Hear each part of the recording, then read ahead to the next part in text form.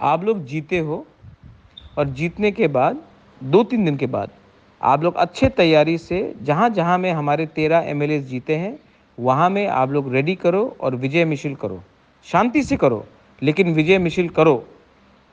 75 साल के बाद पहले बार एक रीजनल पार्टी को 13 सीट मिला है और असेंबली में सेकंड लार्जेस्ट पार्टी बन के बैठा है।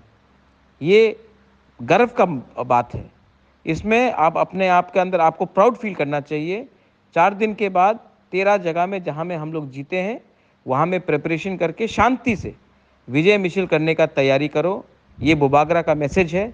हम लोग आने वाले दिन में और आगे और ज़ोर से, दम से हम लोग अपना बुकुंग बारा के लिए, तिपरासा के लिए फाइट करेंगे और मैं आशा करता हूँ और मैं जानता भी हूँ कि हमारा कॉन्स्टिट्यूशनल सॉल्यूशन अब ज़्यादा दूर नहीं है।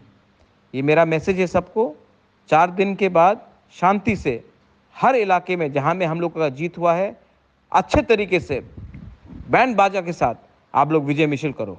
इसमें हमको फ़ख्र करना चाहिए, हमको प्राउड होना चाहिए कि आज बिना सीपीएम का हेल्प लेकर, कांग्रेस का हेल्प लेकर, बीजेपी का हेल्प लेकर हम खुद ब खुद 13 एमएलए बनकर असेंबली में मेन ऑपोजिशन पार्टी बन के आए हैं।